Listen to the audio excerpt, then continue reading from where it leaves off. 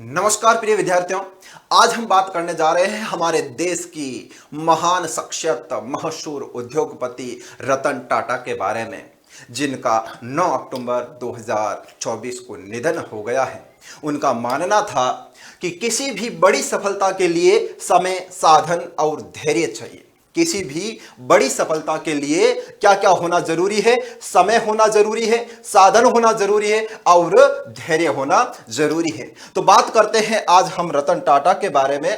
तो रतन टाटा का जन्म 28 दिसंबर सन 1937 में होता है। 28 दिसंबर सन 1937 में इनका जन्म होता है और 9 अक्टूबर 2024 को उनकी मृत्यु हो जाती है। बात करते हैं रतन टाटा जी के बारे में। तो रतन टाटा भारत के सबसे प्रसिद्ध उद्योगपतियों में से एक थे। भारत के सबसे प्रसिद्ध उद्योगपतियों में से एक थे, जो टाटा समूह के पूर्व अध्यक्ष रह चुके हैं। वे अपने व्यावसायिक नेतृत्व, दानशीलता और समाज सेवाओं के लिए व्यापक रूप से सम्मानित हुए हैं। और प्रारंभिक जीवन के बारे में बात करें, रतन टाटा के प्रारंभिक जीवन के बारे में बात करें तो रतन नवल टाटा का जन्म एक प्रतिष्ठित पारसी परिवार में 28 दिसंबर सन 1937 ईस्वी में मुंबई में हुआ था। वे नवल टाटा और सोनू टाटा के बेटे थे। उनके माता पिता का क्या नाम था? नवल टाटा और सोनू टाटा। हालांकि उनके माता पिता का तलाक तब हो गया जब वे 10 साल के थे। मात्र 10 वर्ष की उम्र में इनके माता पिता का तलाक हो जाता है और उनकी परवरिश उनकी दादी माँ नवाजबाई टाटा ने की थी, जो आपके सामने ये दिखाई दे रहे हैं। नवाजबाई टाटा, इन्होंने इनकी परवरिश की थी। उनका परिवार टाटा परिवार से संबंधित है, जो भारत में औद्योगिक और परोपकारी गतिविधियों के लिए जाना जाता है। भारत में बहुत बड़ी औद्योगिक और परोपकारी गतिविधियों के लिए जाना जाता है। इनकी शिक्षा और प्रारंभिक संघर्ष के बारे में यदि हम बात करें यहां पर, तो रतन टाटा ने अपनी प्रारंभिक शिक्षा मुंबई के कैंपियन स्कूल और जॉन कॉनन स्कूल से प्राप्त की है। कहां से? मुंबई से ही ये अपनी प्रारंभिक शिक्षा प्राप्त करते हैं। इसके बाद उन्होंने अमेरिका में कॉर्नेल विश्वविद्यालय से आर्किटेक्चर और स्ट्रक्चरल इंजीनियरिंग की डिग्री प्राप्त की। फिर उन्होंने हार्वर्ड बिजनेस स्कूल से एडवांस मैनेजमेंट प्रोग्राम को पूरा किया। फिर आगे बात करते हैं इनके बारे में। तो टाटा समूह के प्रमुख बनने का सफर, यह एक कर्मचारी से लेकर टाटा समूह के प्रमुख तक, अध्यक्ष तक बने हैं, वहां तक का सफर उन्होंने किस प्रकार से तय किया है, उनके बारे में बात करें तो रतन टाटा ने सन 1961 में टाटा समूह के साथ काम करना शुरू किया।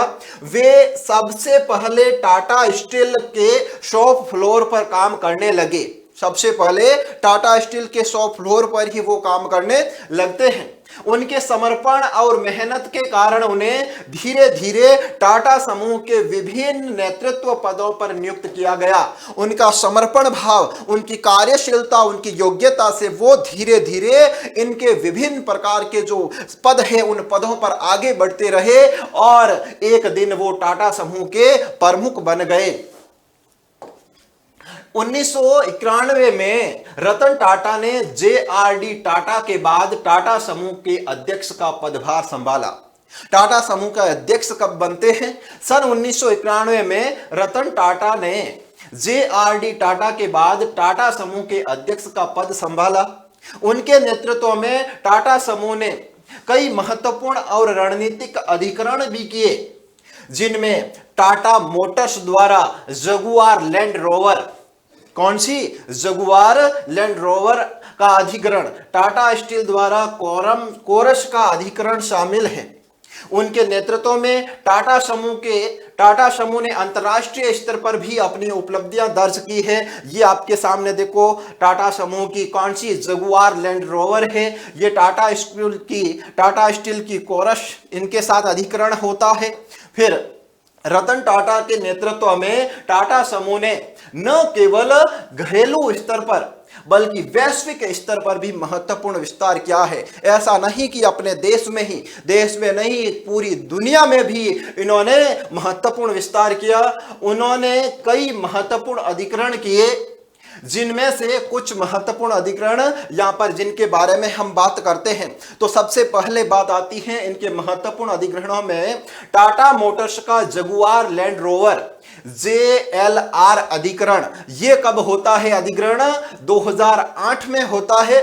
टाटा मोटर्स ने फोर्ड मोटर्स से जगुआर और लैंड रोवर को खरीदा।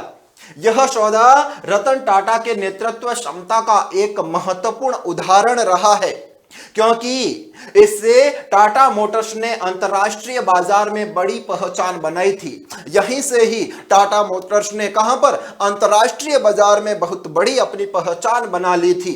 फिर बात करते हैं आगे यहां पर टाटा स्टील का कोरस स्टील अधिग्रहण।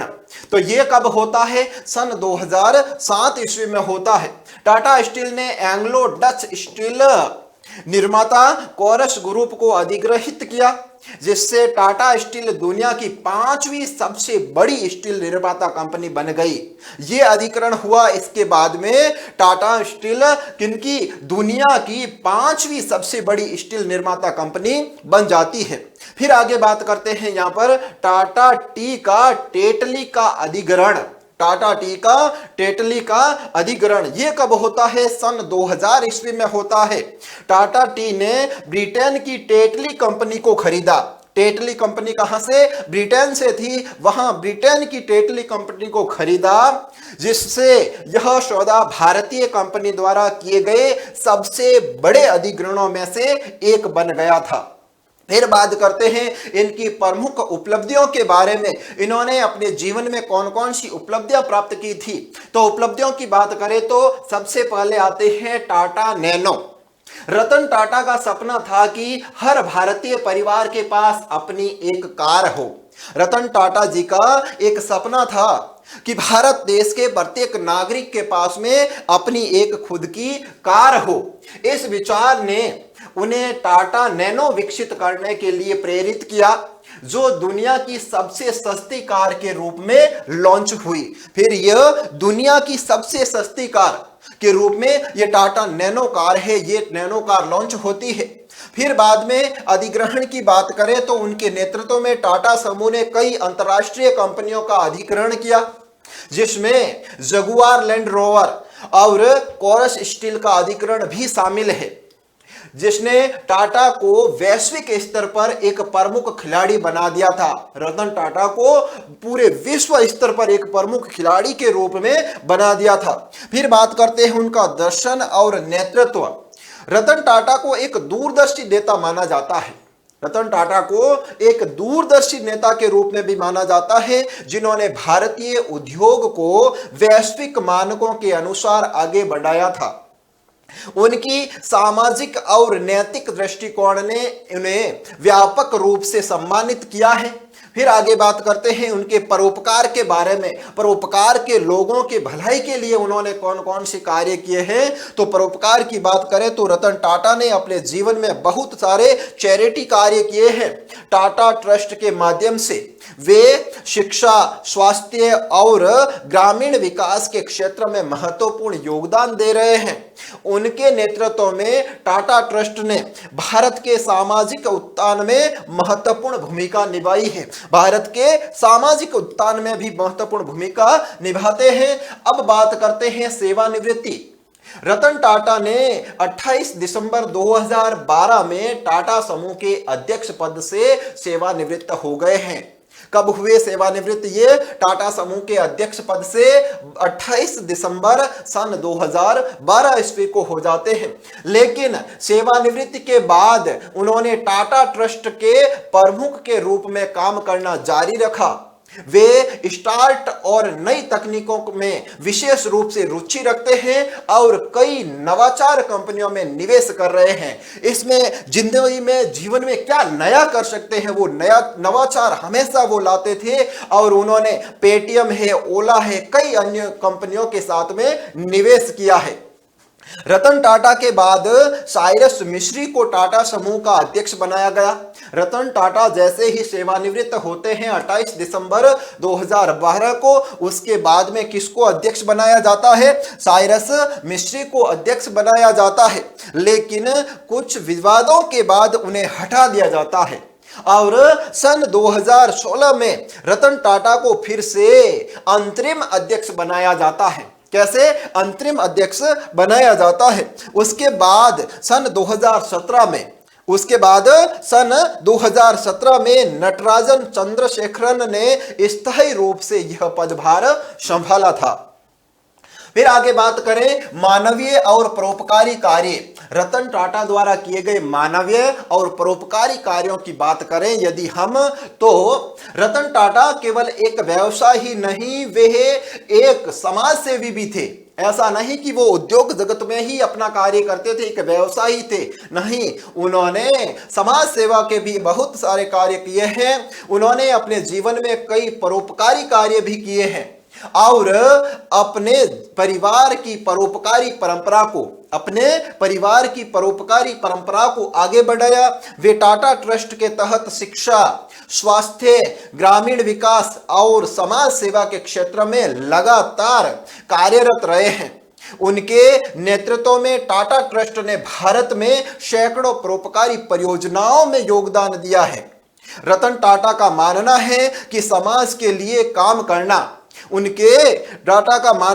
रतन टाटा जी का कि समाज के लिए काम करना एक सफल व्यवसाय का मूलभूत उद्देश्य होना चाहिए। एक सफल व्यवसाय का मूलभूत उद्देश्य क्या होता है, उन्होंने बताया है कि समाज के लिए कार्य करना ही एक सफल व्यवसाय का मूलभूत उद्देश्य है।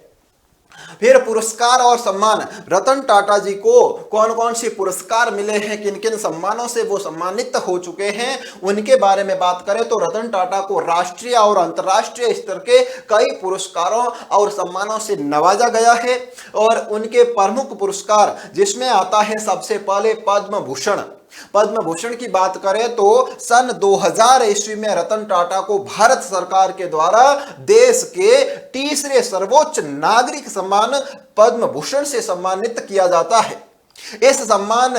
यह सम्मान उन्हें व्यापार और उद्योग में उनके योगदान के लिए प्रदान किया जाता है। व्यापार और उद्योग के लिए उनके द्वारा किए गए योगदान के लिए उन्हें पद्म भूषण से नवाजा जाता है सन 2000 ईस्वी में। फिर अगले पुरस्कार की बात करें यहां पर तो पद्म विभूषण की बात करें तो सन 2008 ईस्वी में उन्हें भारत के दूसरे सर्वोच्च नागरिक सम्मान पद्म भूषण से सम्मानित किया जाता है। और यह सम्मान उन्हें भारतीय उद्योग के विकास में उनके अद्वितीय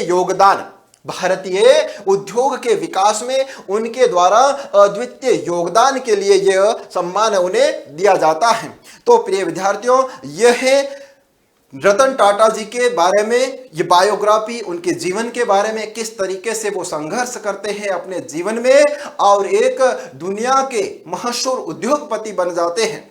धन्यवाद।